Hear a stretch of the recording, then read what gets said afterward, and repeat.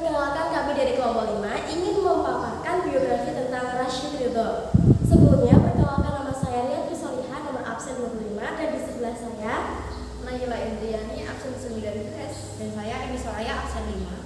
Saya Fania Taisi, nomor absen 35. Saya Mutia Erika Aulia, nomor absen 15. Thinking of you, thinking of you.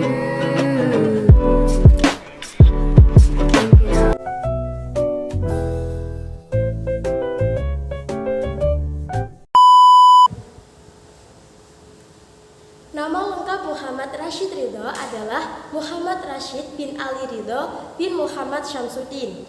Ia lahir pada 18 Oktober 1865 di Kalmun, sebuah desa kecil di dekat Tripoli, Lebanon. Menurut beberapa sumber, Rashid Ridho adalah keturunan bangsawan Arab yang memiliki garis keturunan langsung dengan Husain bin Ali, cucu Nabi Muhammad. Kakek dan ayah Rashid Ridho adalah ulama terkenal yang berasal dari keluarga terpandang dan disegani masyarakat. Sejak kecil, Rashid Ridho belajar membaca dan menghafal Al-Quran dari sang ayah. Ia mulai pendidikan formal di Madrasah Al-Wataniyah Al-Islamiyah di Tripoli, yang masih berada di bawah kekuasaan Kesultanan Utsmaniyah. Namun karena sekolah itu mempersiapkan muridnya menjadi pegawai pemerintah, Rashid Ridho hanya bertahan selama 1 tahun sebelum pindah ke sekolah Islam negeri. Sekolah tersebut didirikan oleh ulama besar Syekh Hasan Al-Jiz yang nantinya memiliki andil besar dalam pembentukan ide pembaruan Rashid Ridho. Di sekolah ini, ia tidak hanya belajar mengenai ilmu keislaman, hadis, dan ilmu pengetahuan modern, tetapi juga mendalami karya Al-Ghazali dan Ibnu Taimiyah yang mengilhaminya untuk membuat gerakan reformasi Islam. Setelah itu, pertemuan dengan Muhammad Abdul Syekh Hasan Al-Jizr juga memberi kesempatan Muhammad Rashid Ridho untuk menulis di beberapa surat kabar yang memberinya bekal di dunia jurnalistik. Saat itu pula Rashid Ridho mengikuti perkembangan dunia Islam dari surat kabar Al-Urwah Al-Wuthqa yang dikelola oleh Jamaluddin Al-Afghani dan Muhammad Abduh.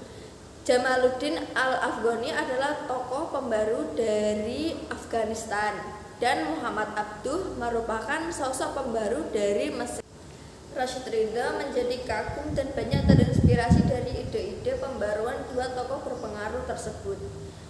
Meski kesempatan bertemu Jamaluddin Al-Afghani tertutup karena tokoh ini meninggal, Rashid Ridho sempat bertemu Muhammad Abduh di Beirut pada tahun 1882.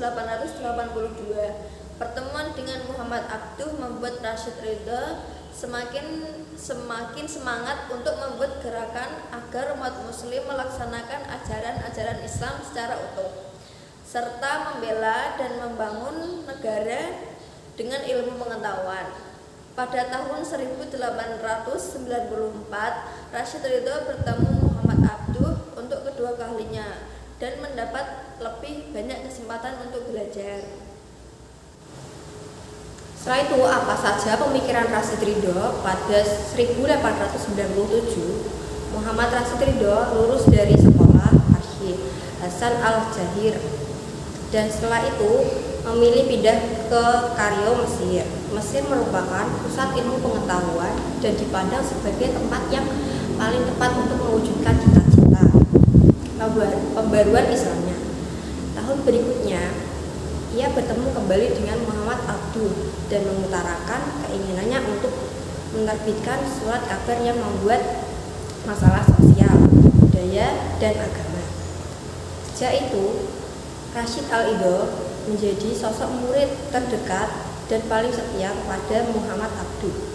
Pada 1898, Rashid Ridho berhasil menerbitkan majalah mingguan yang diberi nama Al-Nahar. Al-Nahar banyak diinspirasi dari Al-Urwah Al-Wuthqa yang diterbitkan untuk tujuan menyeluaskan ide-ide pembaruan Islam dan memelihara suatu negara muslim di tengah perkembangan zaman. Bagi Rashid Ridho, ajaran Islam harus sesuai dengan apa yang ditetapkan dalam Al-Quran. Setelah hadis dan tidak berubah meski situasi masyarakat terus dikembangkan. Dan setelah itu ia menyuarakan ijtihad menentang taklid bidah dan kufarat. Di saat yang sama, umat Islam harus mengikuti perkembangan zaman agar tidak terjerat kebodohan, tetapi dengan tetap berpegang teguh pada Al-Quran dan hadis.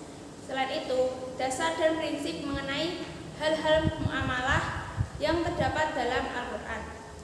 Pelaksanaan diserahkan kepada manusia untuk menentukan dengan potensi, akal, pikiran, dan dengan melihat situasi, kondisi sepanjang tidak menyimpang dari prinsip dasar ajaran Islam. Pemikiran-pemikiran Rashid Ridho yang tertuang dalam Al-Manar pun menyebar luas melampaui dunia Arab. Rashid Ridho juga memiliki ide pembaruan di bidang pendidikan dan politik. Ia berpendapat bahwa umat Islam akan maju jika menguasai ilmu pengetahuan. Rashid Ridho bahkan mendirikan sekolah di Kairo pada 1912 yang diberi nama Madrasah Ad-Da'wah wa Al-Irsyad di bidang politik. Rashid Ridho tertarik dengan ide ukhuwah Islamiyah, persaudaraan Islam. Rashid Ridho menetap di Kairo hingga kematiannya pada 22 Agustus 1935 karena kecelakaan mobil. Kemudian tafsir Al-Manar, para ulama menyebut tafsir Al-Manar sebenarnya adalah buah pemikiran dari tiga tokoh para pembaru Islam, yakni Jamaluddin Al-Afghani, Muhammad Abdul, dan Muhammad Rashid Ridho. Jamaluddin Afghani merupakan tokoh yang pertama kali melahirkan gagasan adanya keharusan pembaikan masyarakat untuk kembali pada sumber ajaran agama Islam yang murni. Sepeninggalan Jamaluddin Al-Afghani, Muhammad Abdul aktif memberikan kuliah tafsir yang banyak dicatat oleh Rashid Ridho. Catatan tersebut diberi kembali pada Muhammad Abdul untuk diperiksa dan setelah mendapatkan pengesahan diterbitkan dalam Al-Manar. Kumpulan tafsir yang termuat dalam majalah Al-Manar inilah yang kemudian dibutuhkan menjadi tafsir Al-Manar. Sepeninggalan Muhammad Abdul, Rashid Ridho melanjutkan apa yang telah dirilis bersama gurunya itu dengan penafsiran yang relevan dengan perkembangan zaman. Peran Muhammad Rashid Ridho dalam penulisan tafsir Al-Manar menghasilkan kitab tafsir yang tersusun rapi dan terdiri atas 12 jilid. Pengaruh pemikiran Rashid Ridho terus menyebar ke bagian penjuru dunia Islam termasuk Indonesia. Ia diakui sebagai salah satu cendekiawan Indonesia kontemporer terbesar yang mengilhami semangat pembaruan di berbagai wilayah dunia Islam.